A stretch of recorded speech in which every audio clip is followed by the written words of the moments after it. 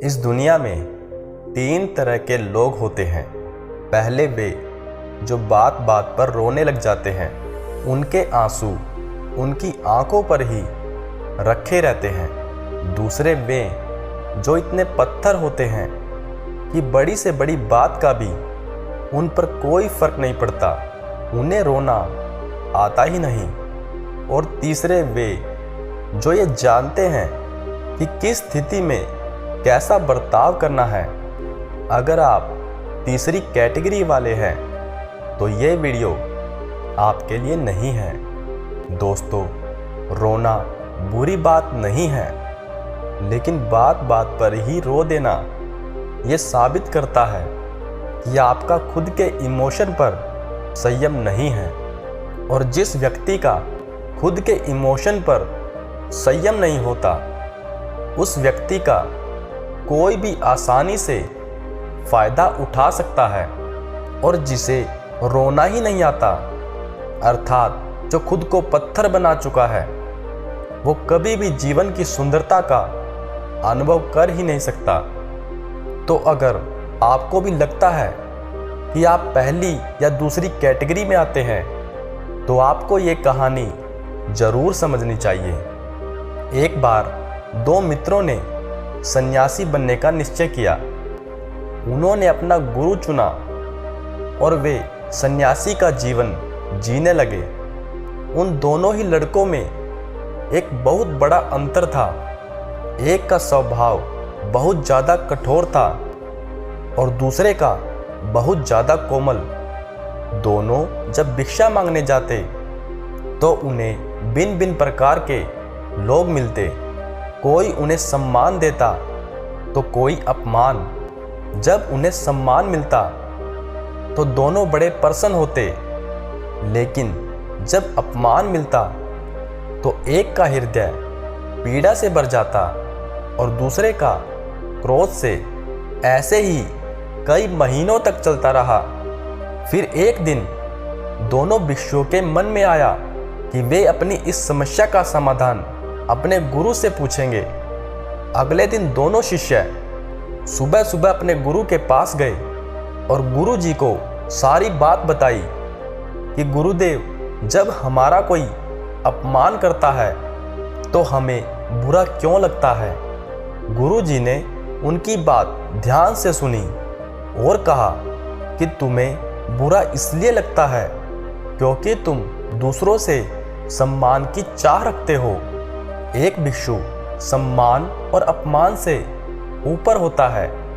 उसे ना तो अपमान से दुख होता है और ना ही सम्मान से प्रसन्नता। शिष्य कहते हैं, परंतु गुरुदेव, हमें तो दुख भी होता है और क्रोध भी आता है। इस समस्या का समाधान क्या है।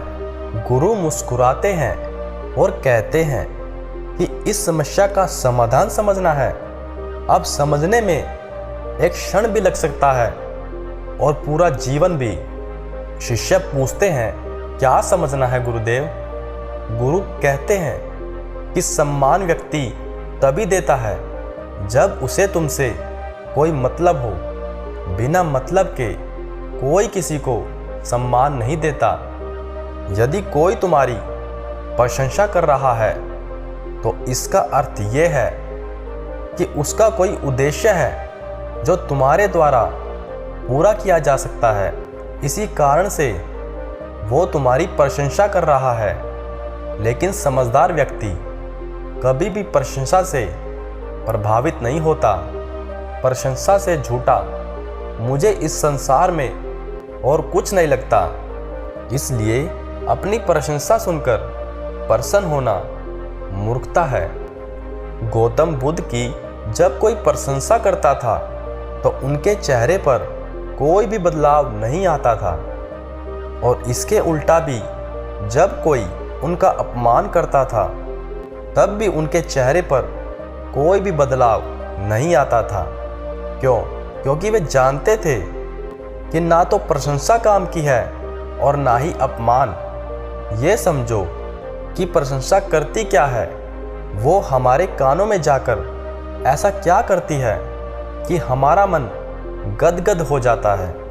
प्रशंसा हमें इस बात का आश्वासन देती है कि हम सामने वाले से बेहतर हैं, उससे बड़े हैं, जबकि ये बात एकदम गलत है। मनुष्य और मनुष्य में भेद नहीं है, भेद हमारे मन में है। अब अपमान को समझो। अपमान इस बात का प्रमाण है कि आप अपमान करने वाले की नज़रों में उससे ऊपर हो। वो अपमान करके आपको अपनी नज़र में खुद से नीचे लाना चाहता है, इसलिए वो अपमान का सहारा लेता है। यदि कोई तुम्हारा अपमान करता है तो वो तुम्हें ये बताना चाहता है कि वो श्रेष्ठ है और तुम निम्न। फर्क सामने वाले के अपमान करने से भी नहीं पड़ता, फर्क पड़ता है कि आप खुद को ही अपनी नज़र में छोटा बना लेते हो।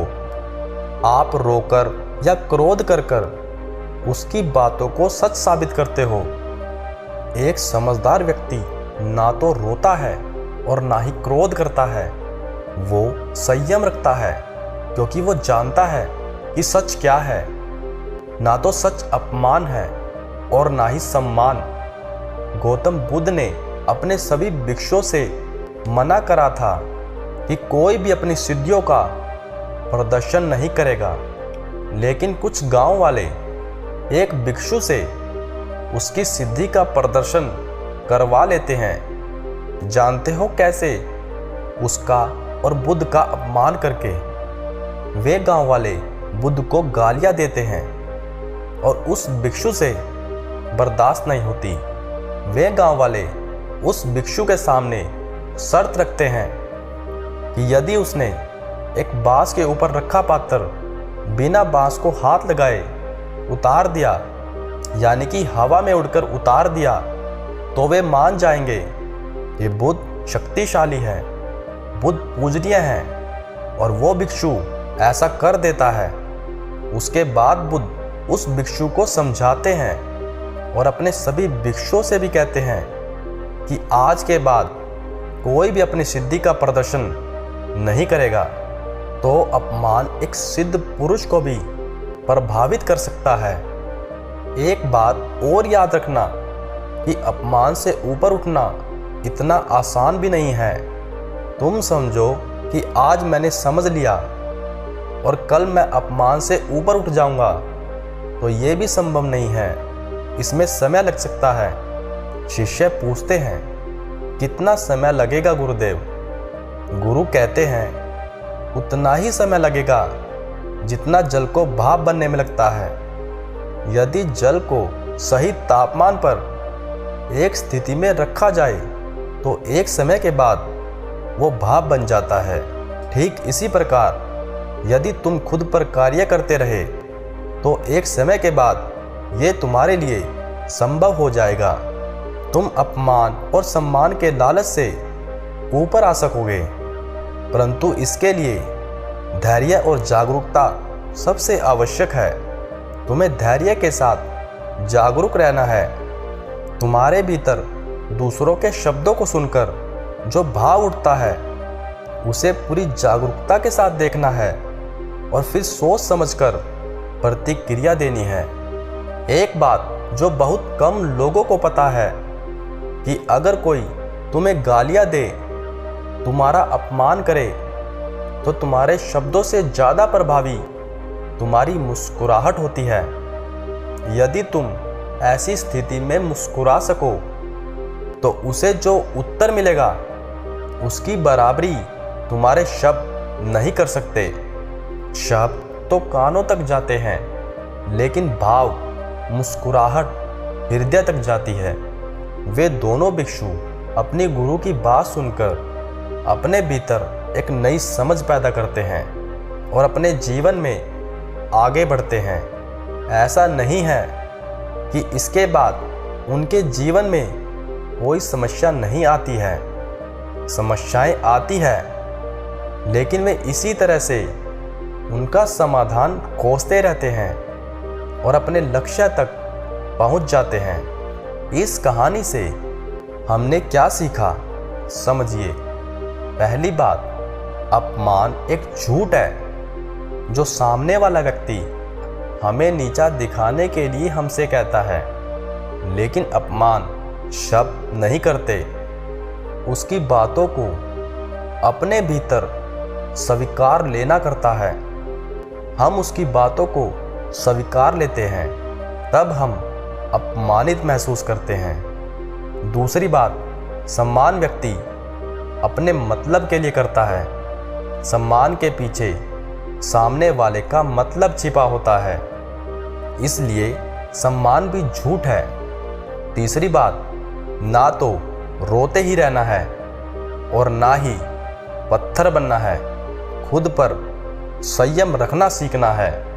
चौथी बात, अपमान या सम्मान से भरे शब्दों को सुनकर पूरी जागरूकता और धैर्य के साथ अपने भीतर उठते हुए भावों को देखना है और सोच समझकर उत्तर देना है। किसी भी स्थिति से ऊपर उठने में समय लग सकता है, इसलिए धैर्य के साथ काम करते रहना है। छठी बात, शब्द सिर्फ कानों तक जाते हैं, लेकिन भाव हृदय तक।